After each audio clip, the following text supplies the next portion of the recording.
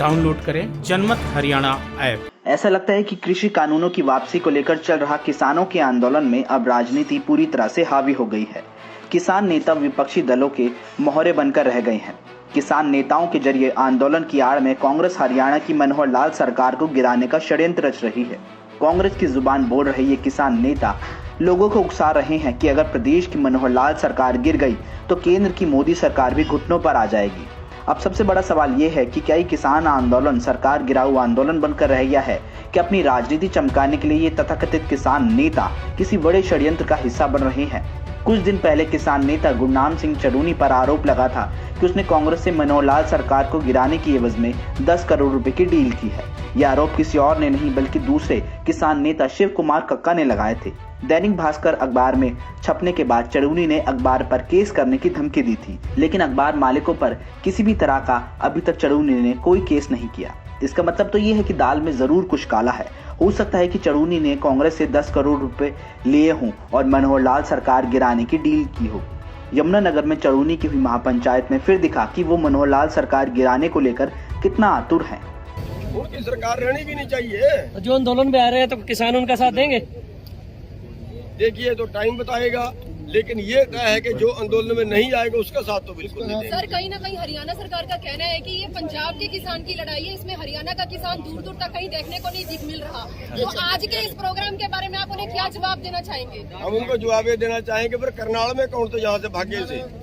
करनाल में कौन थे जो जी जो अक्टूबर तक का टाइम दे रहे हैं उस बारे में? नहीं, बिल्कुल गलत दे रहे हैं। उससे कोई सहमत नहीं है, ना उनका कोई किसान मोर्चे का। ये 10 करोड़ रुपए की ही गर्मी है जो चरूनी से कहलवा रही है कि सरकार नहीं रहनी चाहिए। इसी का असर है कि जो वो लगातार सरकार के खिलाफ अनाप शनाप बोल रहे हैं। चरूनी की बात से तो ये जाहिर होता है कि वो अलग थलग पड़ने लग गए हैं। तभी तो चरूनी राकेश टिकैत से अलग लाइन लेते हुए भी दिखाई दे रहे हैं। इससे साफ जाहिर होता है कि आंदोलन में शामिल ज्यादातर किसान नेता अपनी डपली बजा रहे हैं और अपना राग अलाप रहे हैं।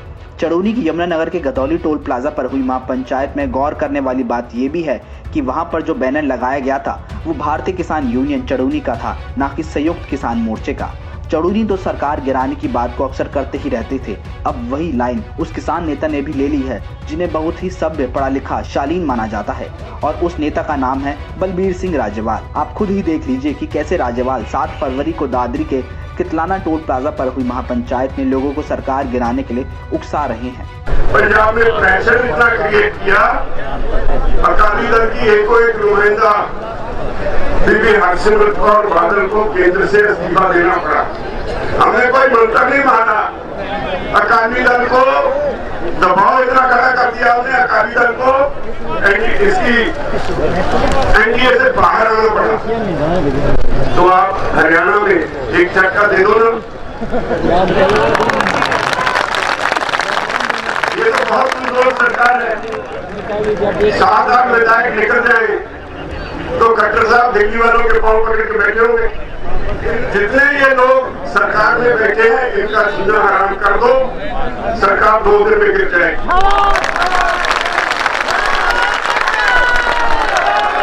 और जिस दिन हरियाणा की सरकार गिरी उसी दिन मोदी की सरकार आपके पांव में होगी।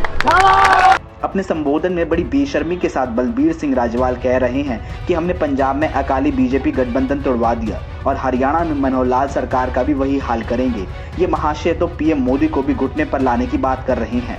चरूनी और राजेवाल के बयानों से तो साफ जाहिर होता है कि इस आंदोलन का किसानों से कोई लेना देना नहीं है। ये तो सिर्फ सरकार गिराने के लिए ऐसा कर रहे हैं। किसान नेता कांग्रेस के हाथी कठपुतली बनकर रह गए हैं और जैसा वो नचा रहे हैं वैसे ही ये लोग नाच रहे हैं। ब्यूरो रिपोर्ट, जनमत हरियाणा।